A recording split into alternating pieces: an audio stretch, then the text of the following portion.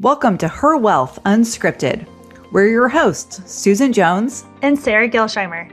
We believe financial decisions are most powerful when they're made with intention and grounded in what matters most to you.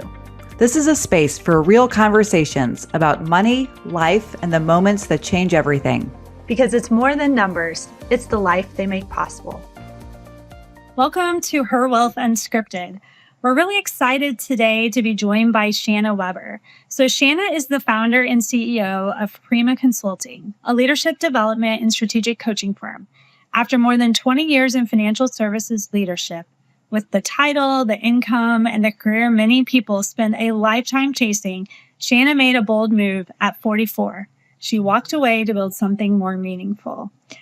That decision wasn't impulsive. It came from a deep reckoning with what actually energized her.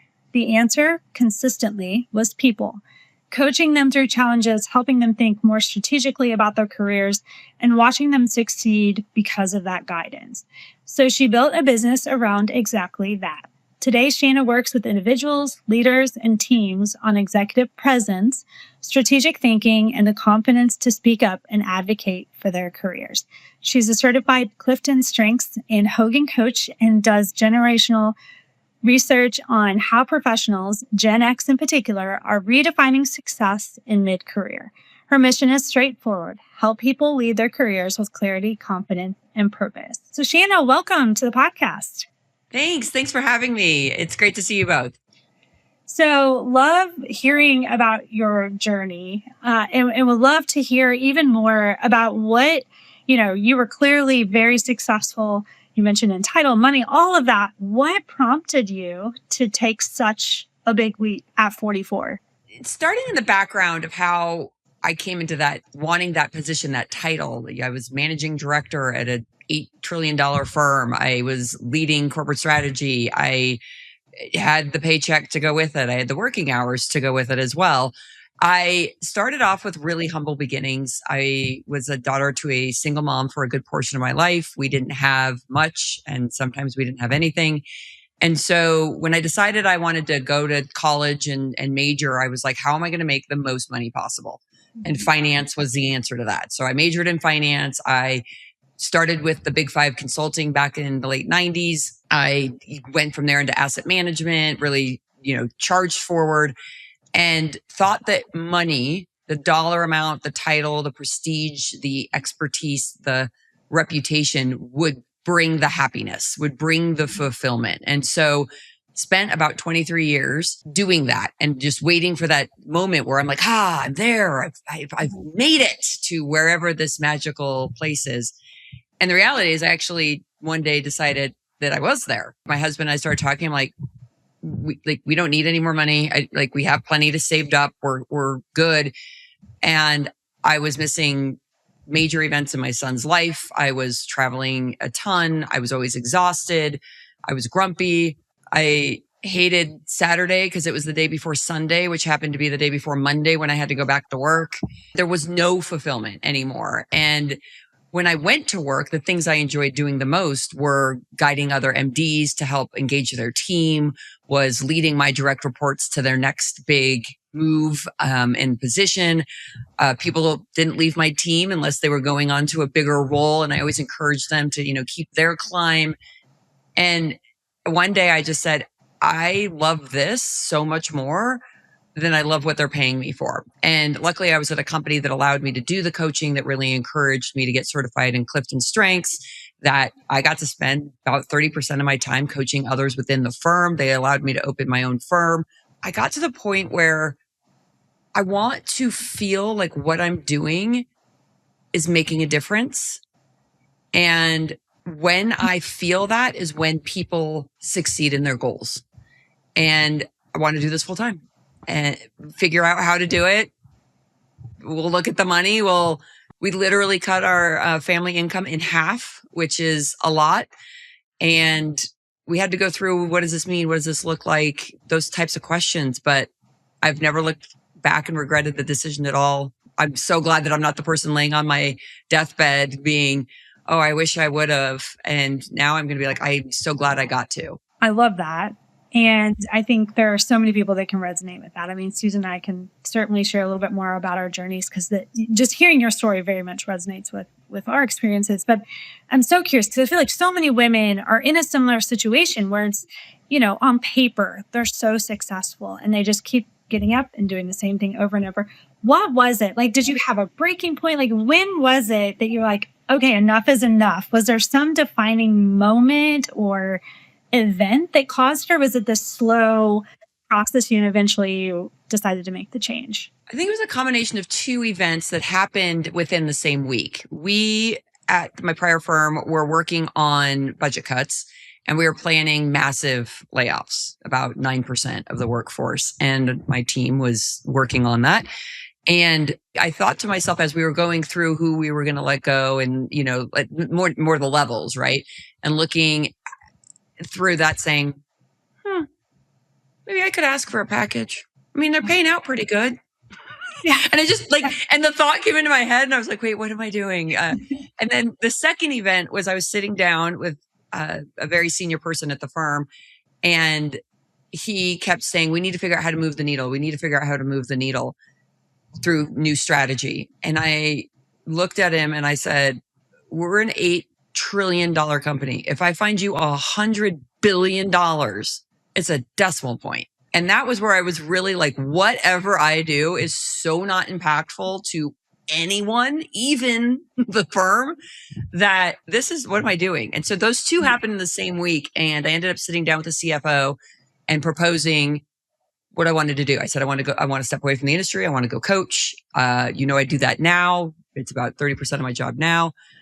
And I like this package. And he said, I think you should totally do it. So that's what I did. And again, it was this whole scary, I could be on the layoff rack because I was a very well-paid, very senior person. And I knew I could be on the rack. I wouldn't know until it happened to me. But I thought, I'm going to take control of my future and make the decision that I want to happen versus letting yet another thing happen to me that I have to then work through. So I really pivoted my positioning of I'm going to make my decision and I'm going to do what I want to do versus reacting to whatever happens. So I'm curious, because obviously you had the big title, you had a lot of authority, a lot of influence. And I think, intellectually sometimes understanding that you want to move away. And did you have any kind of, as you were making the transition, I know at least, and I'm, I'm talking from my own experience too. I know I have been in situations where I've gotten used to saying that, you meet someone, you introduce who you are. It's very easy to explain. There's some level of prestige that goes along with it. And then when you make that shift, even if it's something you feel good about and you're excited about, it does a little bit shift the narrative and, starting over a little bit that way as well. Did you have any of those feelings kind of after you did make the change?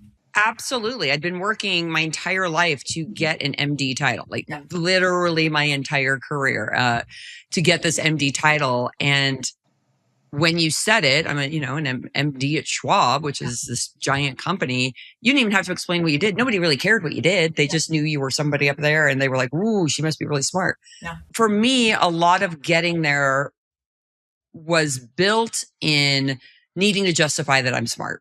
So I went to a not amazing high school that had a lot of problems being in an underserved community. I went to a state school, which is funny because now I went to Arizona State and now my school is one of the best. So it's kind of funny, but it was known as a party school back in the 90s. And I entered this industry that was all Ivy League, all people from pedigree, all East Coast. And here's this, blonde ditz coming out from Arizona State, the party school. And I felt I had to justify that I was smart enough to be there. And so I kept that climb to get that title so that I didn't have to say, oh, and I could just be like, boom, mic drop. Once I got there, I was like, it doesn't mean anything. It means that I spend too much time at work and probably not enough time with my family. It's kind of what my title means. So I have a son. He's going to be turning 14. He was 11 at the time. And I actually felt more guilty about being an image of a person who only cared about their career. Yeah. And I wanted to change that image. In addition to that, the change was hard because I was so used to I was an industry expert. I was called to be on panels at, international conferences. It was hard to be like, I'm good at this new thing. I promise, I swear. Yeah. Even my best friends who have known me for decades were like, what are you doing? Like, what do you mean you're coaching? Do you even know how to coach? Like, wait, but you're a product expert. Like, what? I will honestly warn people that do this huge pivot. I've been doing it now for 30 months. And just recently, some of my friends were like, oh my gosh, you're pretty good at this stuff. Huh. The brand change, if you do a huge pivot, the brand change is hard, which makes it hard because you have to feel like you have to go back to that justification again. And it's a hard pivot. I'm not going to lie I'm not going to make it cozy. It's itchy for sure. Yeah. Well, and especially since you were doing already so much coaching in your job, it just wasn't visible to the outside world. So I would say the people that I told in Schwab that I was going to do this, everybody was like, that sounds amazing. Everybody was very excited about it. Anybody outside of the firm thought I was nuts. So you talk about the identity shift that happened. So, it's interesting. Like you obviously work with a lot of clients who are, working towards retirement.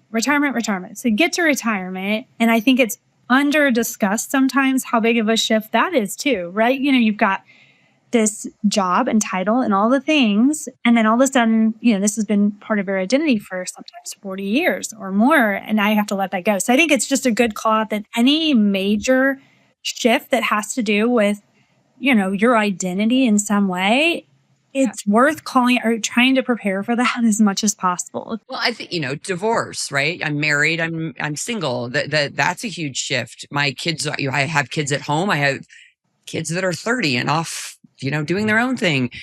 There's all of those role changes, right? And shifts are hard. And we tend to try to gloss over them so that we seem like we can do it all as us women tend to do. And I do talk with my clients a lot about, I'm really excited that you're leaving corporate and you want to go to philanthropy. That's amazing. How does that feel from an identity perspective? And really do talk through it, because most people hide it inside and it ends up being a pretty big weight. I struggled at first to feel like I was doing something dumb or not validated, or maybe I couldn't even do it. Or I wasn't good enough. And once I owned it and said, this is really awkward and kind of, crazy for me and it's new and I don't know what I'm doing. And those kinds of assertions or, honesty and delivering that, I felt better about myself. And I was like, okay, I don't have to be the stoic, I have everything. I can be vulnerable and say, I don't know what I'm doing. And it actually feels better than me pretending like I do know what I'm doing. Because I'll tell you, when I started I have helped many, many companies run for many, many years. You start your own. I was like, I literally have no clue what I'm doing. And I'm not going to lie, it was a bumpy road for a while. So it's reality, and it's good to talk about the reality. Certainly, Susan and I can relate to that. We both combined, especially have a lot of experience, but none of which was, starting your own. So it's scary and you kind of have to learn along the way. But I can't speak for Susan, but I can, certainly say that starting this journey has been something really, not totally easy with no bumps in the road, but very much worthwhile. But sometimes you just have to learn as you go and embrace the discomfort that might come along with that too. Yeah. And I think about it when you hit motherhood, right? I don't know if either of you have children, but for those women who went from being young to being a mom, that's a big transition, and you have no idea what you're doing, right? And the more that you find those mom friends that are like, no, I have no idea. I have no idea why he poops all the time. I have no idea why she's eating chalk. I have no clue why they can't sleep. I don't know. And the more people that you have that you can commiserate with and share, and you'd be like, oh my gosh, I'm not the only person struggling. And so for me, a lot of the support came from meeting with other entrepreneurs, other new transition individuals who were doing something similar to what I was doing, whether it was coaching or becoming their own financial advisor or whatever. But finding that network to be able to be like, am I crazy or is this really hard? And so similar to motherhood, or probably, similar to getting into the retirement life as well, is this, you got to find people that you can share that with so that it's not as much of a struggle. So, Shanna, I have to say, as a fellow Gen Xer, a few years older than you, I think, I always love, we don't obviously get talked about very much. We're the skip generation. The skip generation. Which literally, there are articles that say boomers and millennials. Yeah. So we don't really care. We're kind of like, whatever, But I am interested. So, you've done some research on Gen X and some of the transitions that you're seeing. It sounds like particularly from corporate America into maybe finding something that's more meaningful. So I'd love to hear about that if you would share. Absolutely. So I'm going to go a little bit into professor lecture mode because this is my passion area, is helping us understand why we do the things we do. And when you think about Gen X, so those are people born between 1979 and 1994. They were called the Latchkey kids. So this is the first generation of dual working parents. It is the first generation of TV as the babysitter, phones in every home. So it was really easy for parents to go do their jobs and for us to go live our lives. And so shockingly, most of us survived. I don't even know how. It's crazy, but we did.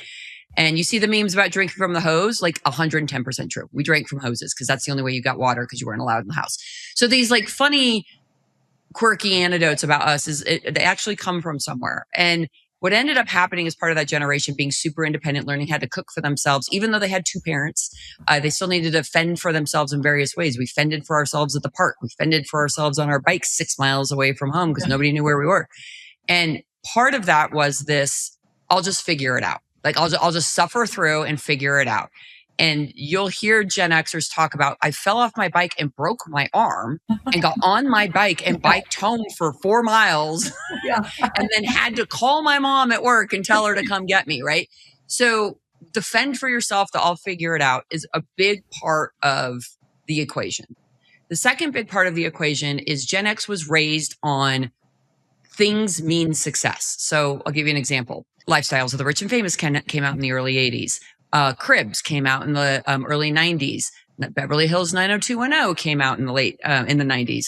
And we were all taught that those who are happy and those who succeed have stuff.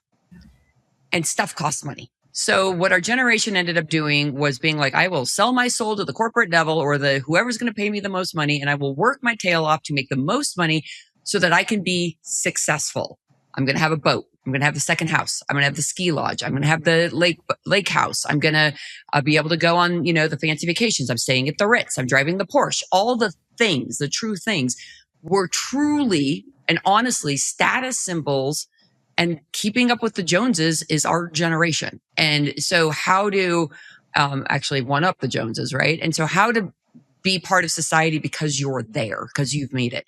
So those two equations, needing stuff to show you're winning, and I'll just figure it out and nobody cares, it doesn't matter if I complain, led to this huge drive of Gen X doing careers they didn't like, they didn't feel fulfilled in, kind of making them not super happy people, dealing with multiple divorces. We have the highest divorce rate of any generation.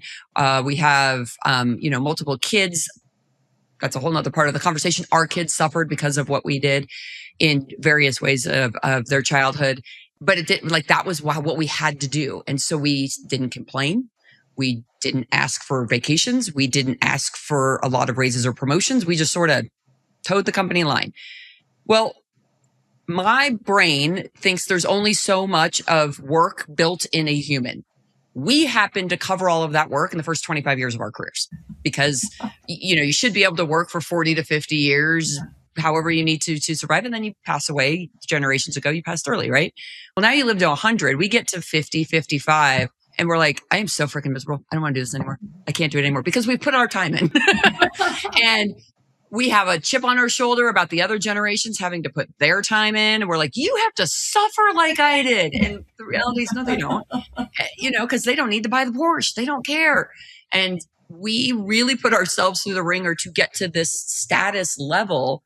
And we get there and we're going, I don't even know what school my kids go to, right? I have no idea what my ex-wife is doing. My ex-husband is like, we just pass through life at a rapid speed.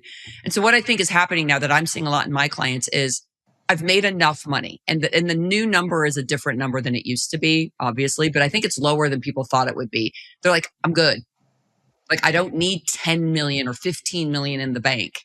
Like, I don't mind if I work a part-time job. I just don't want to do this anymore. I'm getting tons of clients who are going, I want to get into philanthropy. Yes, I know it pays me literally a fourth of what I make right now.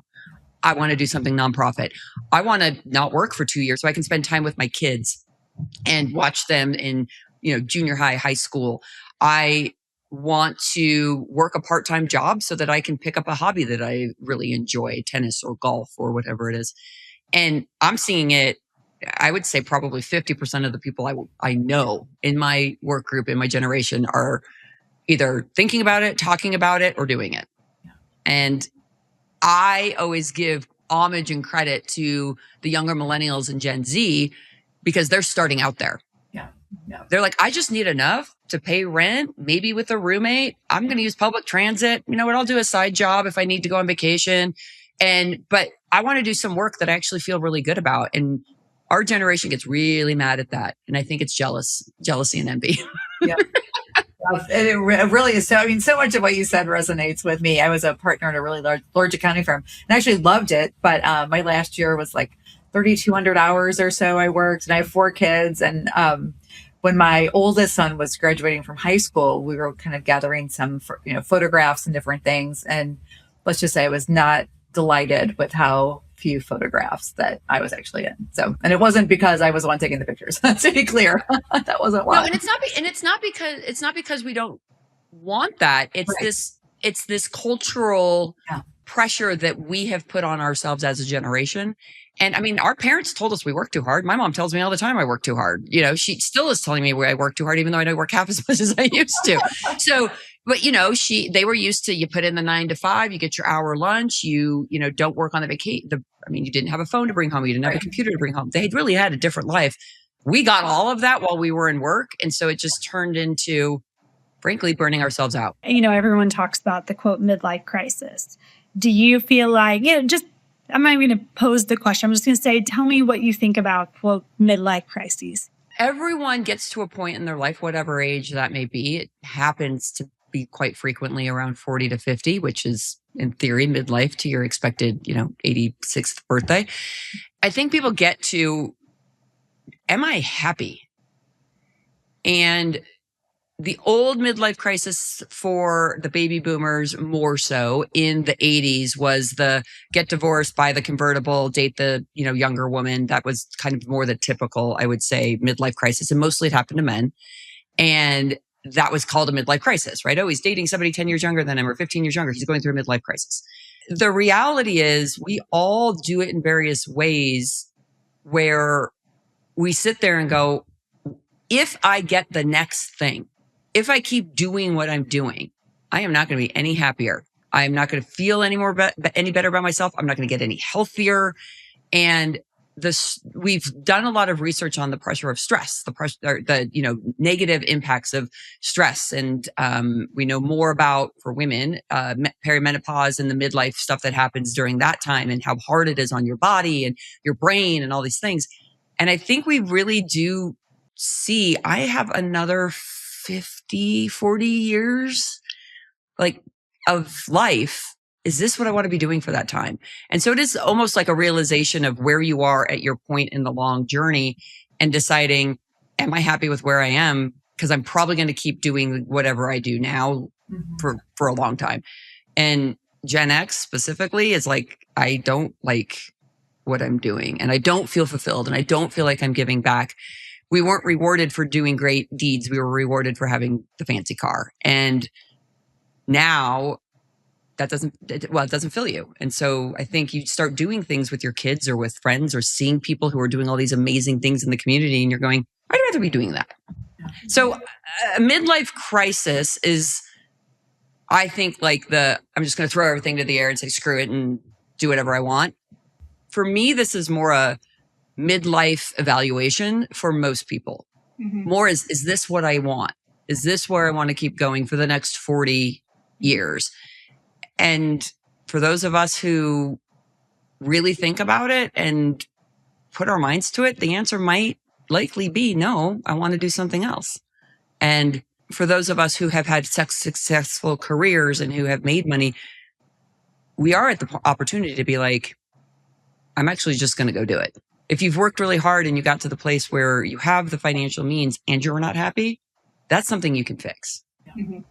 Right? It's a lot harder if you don't have the financial means. My mother worked, her whole life, multiple jobs to make sure that I had food on the table. And she didn't have the luxury to be like, well, I'm going to go do something else. A lot of us do. And I see a lot of women doing it. And again, back to that, I used to think I needed 10 million before I could step away. Now they're like, I mean, I've got $1 million in my 401k. It's going to be okay.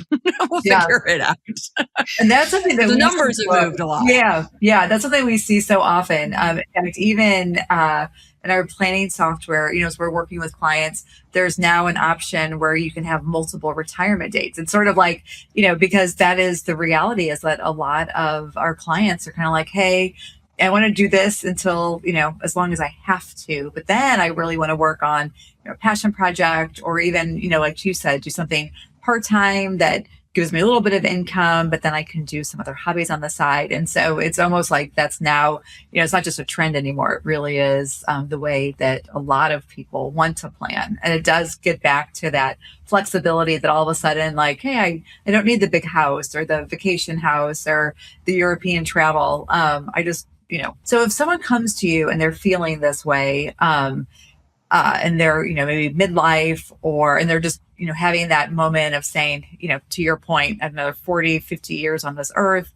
do I want to do this? Is there any way that you kind of will help walk them through to say like, is this really the life that I want to make this change? Or am I just having a bad day or a week or, something that's more temporary? Honestly, by the time people are willing to pay me, they actually want to make a change. So that, like, by the time they hire me, they're like, I am financially committing to doing something different. So I worry less about, are they committed? Are they like serious about this change? What I do want them to understand is that, one, it doesn't have to be done all at the same time. And I didn't even do it at the same time. I got a severance package. I took some time off. We traveled with my son. I did go into some amazing baseball games in the middle of Wichita, Kansas for my son.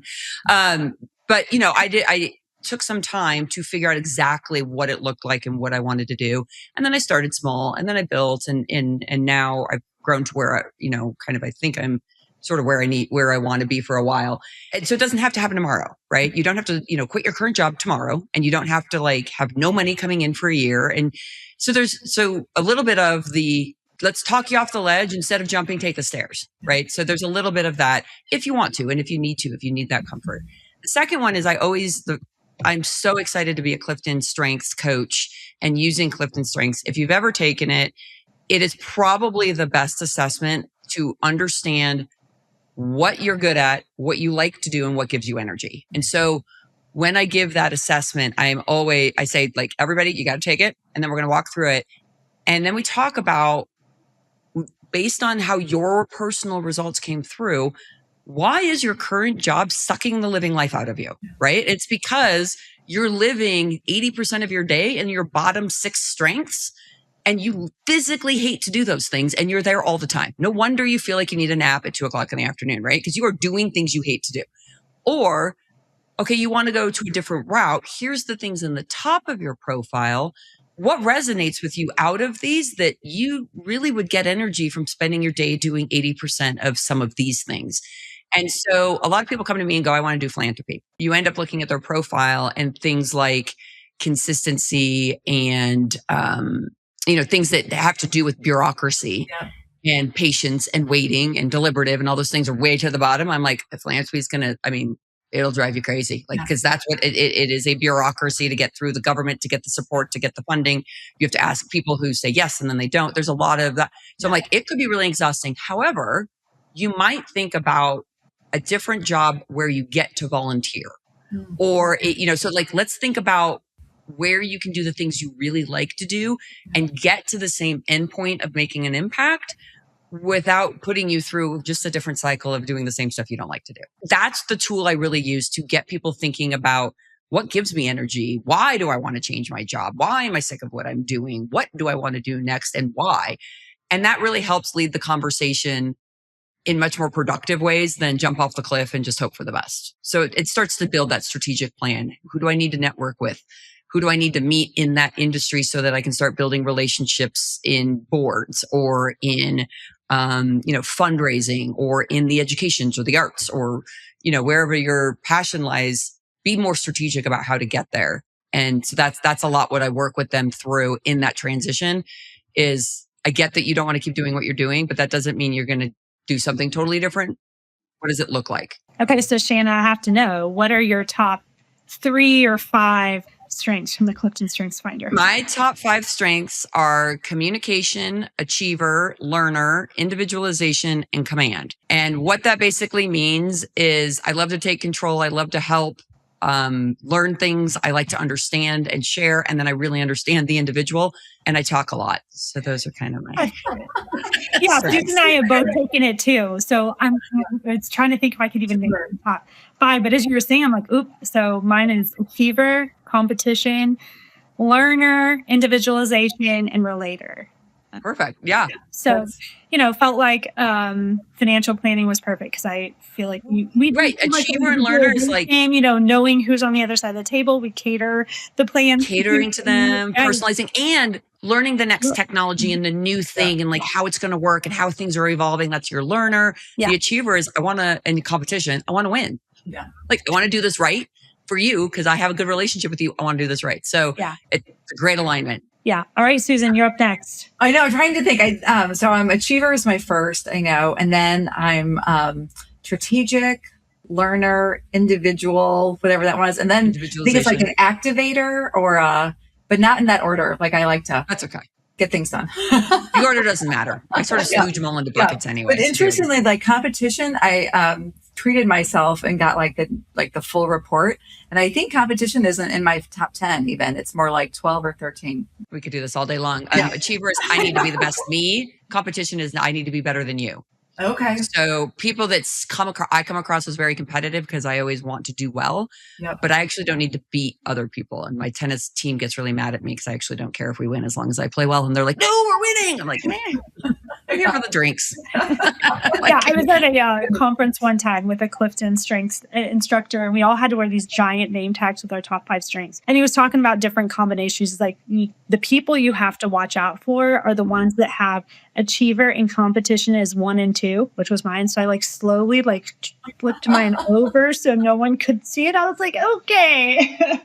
Who would that be? Those horrible people. No, nothing is a wrong profile. Yeah. Part of being a coach is how do we make sure that it's a positive profile? Right. Not a detrimental too. Right, exactly. Right. Manage your lowlights.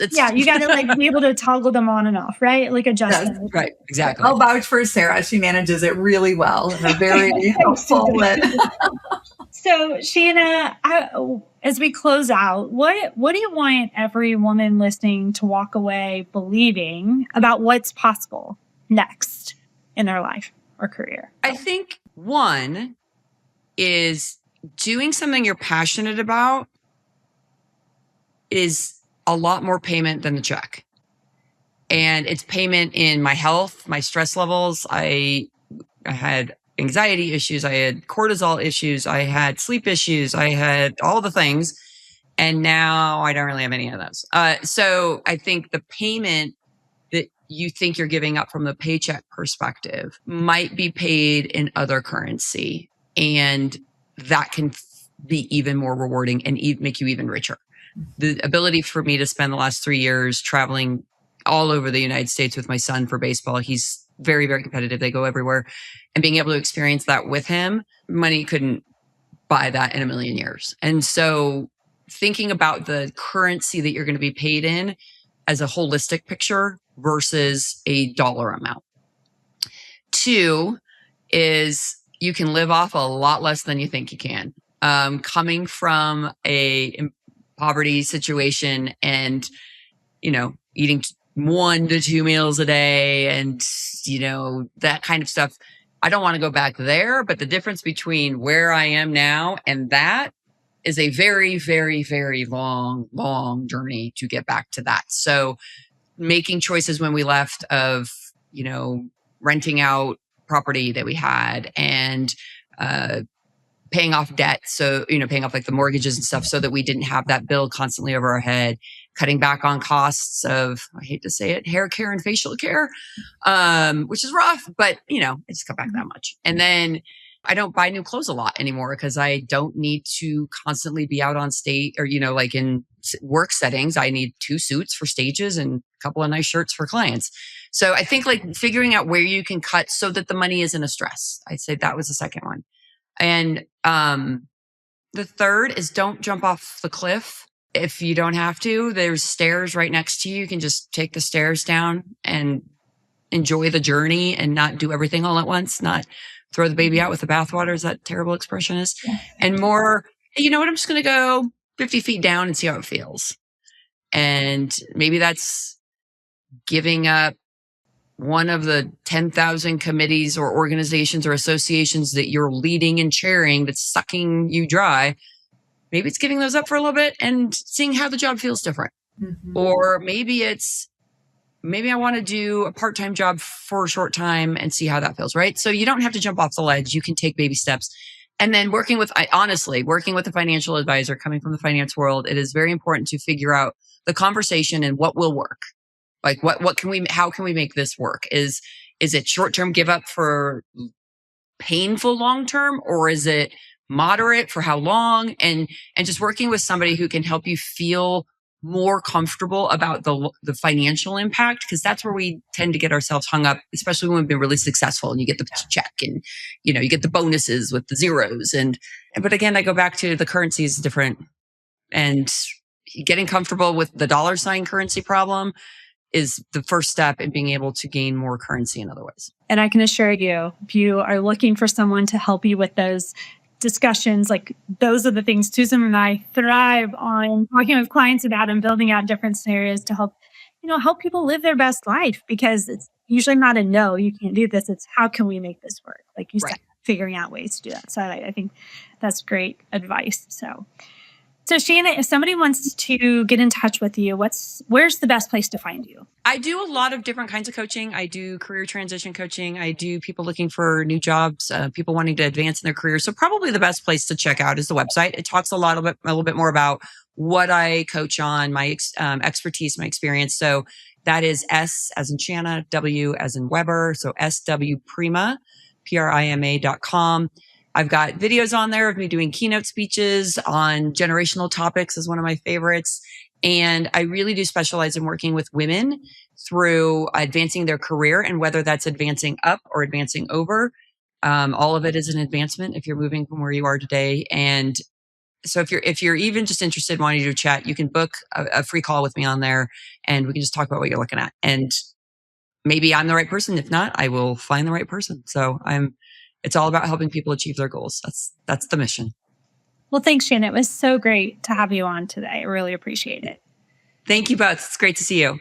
And as always, it's more than numbers. It's the life they make possible. Thanks for listening.